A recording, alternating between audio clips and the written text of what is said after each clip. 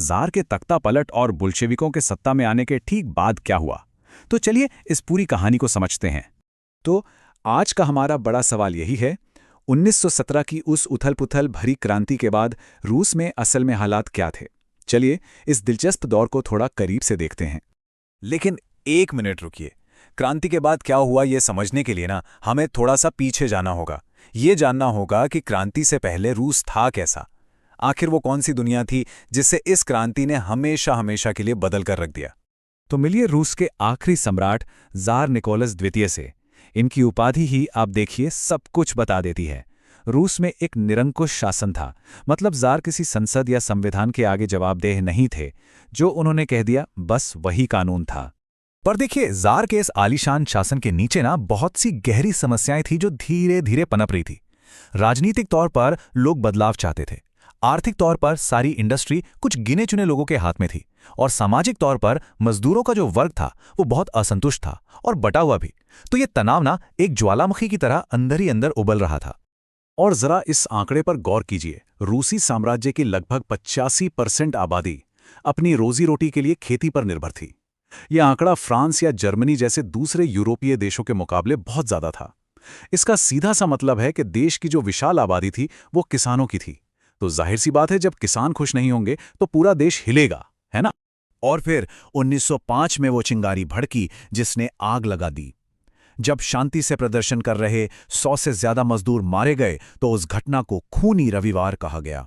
बस यहीं से घटनाओं का एक ऐसा सिलसिला शुरू हुआ जिसे हम 1905 की क्रांति के नाम से जानते हैं।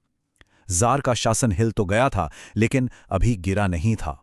1905 की आग को तो जैसे तैसे काबू कर लिया गया, पर वो अंदर ही अंदर सुलगती रही। और फिर आया वो साल जिसने सब कुछ बदल दिया, 1917। इस साल एक नहीं बल्कि दो बड़ी क्रांतियां हुईं, और दोनों ने रूस की किस्मत को एक नया मोड़ दे दिया। ये टाइमलाइन दिखाती है कि सब कुछ कितनी तेजी से हुआ। सोचिए, फरवरी में खाने की कमी से हड़तालें शुरू हुईं। मार्च आते आते ज़ार को गद्दी छोड़नी पड़ गई। फिर अप्रैल में लेनिन वापस रूस आए, जिससे बोल्शेविकों में एक नई जान आ गई। और अक्टूबर तक तो उन्होंने सत्ता पर कब्जा ही कर लिया। साल खत्म होते होते देश का जो दिल था, यानी मॉस्को पेट्रोग्राद का इलाका, वो उनके कंट्रोल में था। ज़ार के गद्दी छोड़ने के बाद ड्यूमा और सोवियत नेताओं ने मिलकर एक अस्थायी सरकार तो बना ली, पर सच यह है कि यह सरकार बहुत कमजोर थी। देश पर अपना कंट्रोल बनाए रखने के लिए इसे लगातार संघर्ष करना पड़ रहा था। ऐसा लग रहा था जैसे सत्ता का एक खालीपन सा बन गया हो। और इसी खालीपन में दो बड़ी ताकतें आमने सामने खड़ी थीं। एक तरफ थी ये अस्थायी सरकार जिसकी ताकत लगातार कम हो रही थी, और दूसरी तरफ थे बोल्शेविक, जिनका असर सेना और मजदूरों की परिषदों यानी सोवियत में बहुत तेजी से बढ़ रहा था। ये तो साफ था कि एक और बड़ा टकराव बस होने ही वाला है। चलिए अब जरा उस वैचारिक शक्ति पर ध्यान देते हैं जो अक्टूबर क्रांति के पीछे थी, व्लादिमीर लेनिन और उनकी बोल्शेविक पार्टी। आखिर ये कौन थे और ये चाहते क्या थे?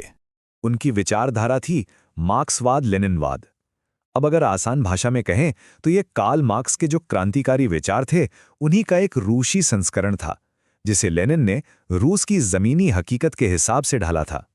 उनका मानना था कि क्रांति अपने आप नहीं होगी, उसके लिए एक बहुत ही अनुशासित पार्टी चाहिए जो सबको रास्ता दिखाए। और उनका जो आखिरी लक्ष्य था वो था सर्वहारा वर्ग की तानाशाही को स्थापित करना। हाँ, ये शब्द सुनने में थोड़ा सख्त लगता है, पर लेनिन के लिए इसका मतलब था एक ऐसी सरकार जो अमीरों और जमींदारों की नहीं बल्कि मजदूरों और किसानों के द्वारा उन्हीं के लिए चले। असल मकसद था पूंजीवादी सिस्टम को जड़ से ही उखाड़ फेंकना। और बोल्शेविकों का यह मशहूर नारा उनके लक्ष्य को एकदम साफ कर देता है। वो चाहते थे कि देश की सारी ताकत अस्थायी सरकार से छीनकर सीधे सीधे मजदूरों और सैनिकों की परिषदों यानी सोवियतों के हाथ में दे दी जाए। और जैसे ही बोल्शेविकों ने सत्ता हासिल की, उन्होंने एक पल भी इंतजार नहीं किया। उन्होंने फौरन ऐसे क्रांतिकारी बदलाव लागू करने शुरू कर दिए जिन्होंने रूस के समाज की शक्ल ही बदल दी।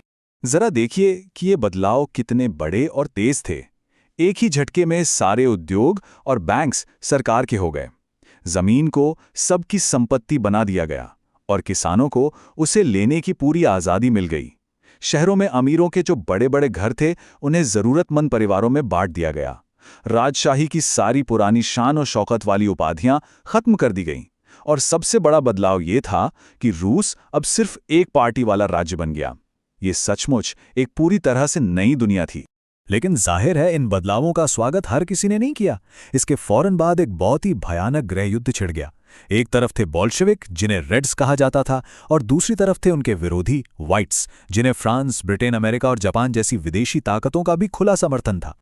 कई सालों के खून खराबे और संघर्ष के बाद आखिरकार जीत बोल्शेविकों की हुई और 1922 में दुनिया के नक्शे पर एक नए देश का जन्म हुआ, सोवियत समाजवादी गणराज्य संघ, जिसे हम सब सोवियत संघ या यूएसएसआर के नाम से जानते हैं।